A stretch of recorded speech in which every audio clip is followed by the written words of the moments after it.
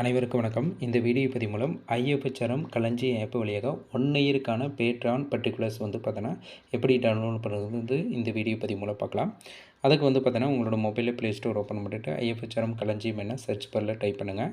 அப்போ முதலே ஓப்பன் ஆகு ஐஎஃப்எச்ஆர்எம் களஞ்சியம் அப்படிங்கிற ஐக்கானை நீங்கள் கிளிக் பண்ணினா அப்டேட் கேட்டதுன்னா அப்டேட் கொடுத்துட்டு நீங்கள் லாகின் பண்ணிக்கலாம்.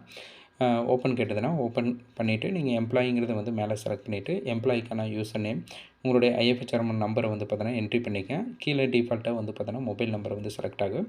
ஒருவேளை பாஸ்வேர்டு இருந்ததுன்னா நீங்கள் லாகின் வித் பாஸ்வேர்டு கொடுத்துட்டு நீங்கள் ஆட்டோமேட்டிக்காக ஓப்பன் பண்ணிக்கலாம். சைன்இன் கொடுத்தீங்கன்னா ஓப்பன் ஆயிரும். மொபைல் நம்பர் பார்த்தோன்னா நீங்கள் மொபைல் நம்பர் வழியாக சைன்இன் பண்ணுறப்பலனா உங்களுக்கான மொபைலுக்கான ஒரு ஓடிபி வரும்.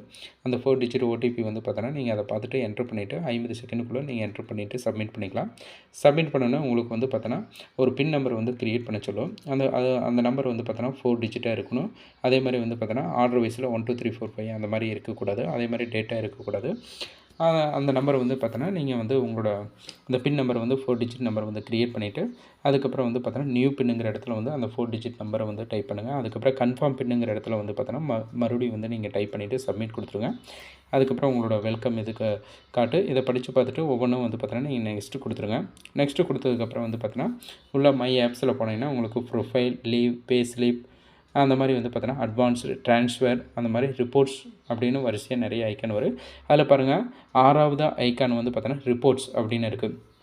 இதுக்கு முன்னாடி வீடியோவில் பார்த்தோன்னா எப்படி பே ஸ்லிப்பு எவ்ரி மந்த்துக்கு டவுன்லோட் பண்ணுறது இந்த வீடியோ போட்டிருக்கேன். நீங்கள் எவ்ரி மந்த் வேணும்னா நீங்கள் அந்த வீடியோ பார்த்துட்டு நீங்கள் பார்த்தோன்னா அந்த பே ஸ்லிப்புங்க நீங்கள் டவுன்லோட் பண்ணிக்கலாம். இதில் பார்த்தீங்கன்னா நம்ம 1 இயருக்கான பேட்ரான் பர்டிகுலர்ஸ் நம்ம எடுக்க போகிறோம். அதனால் ரிப்போர்ட்ஸுங்கிற ஐக்கானை நம்ம கிளிக் பண்ணுறோம். கிளிக் பண்ணோன்னே பார்த்தோன்னா அதில் இஎஸ்ஆர் பேட்ரான் அப்படின்னு இருக்குது.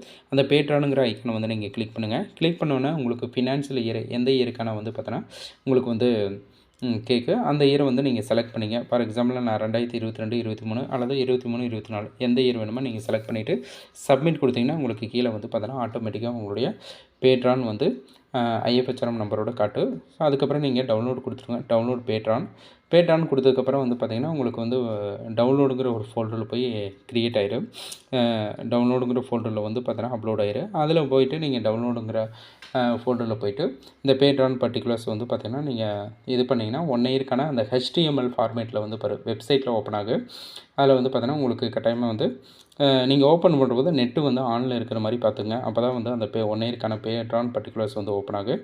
அந்த HTML ஃபார்மேட்டில் ஓப்பன் ஆகிறதுனால நீங்கள் கட்டாயமாக நெட்டு வேணும். அதில் ஓப்பன் பண்ணிவிட்டு நீங்கள் அப்படியே நீங்கள் டைரெக்டாக 1 இயருக்கான பேட்ரான் பர்டிகுலர்ஸ் டவுன்லோட் பண்ணிக்க முடியும். பிரிண்ட்டு போட்டுக்கலாம். நன்றி.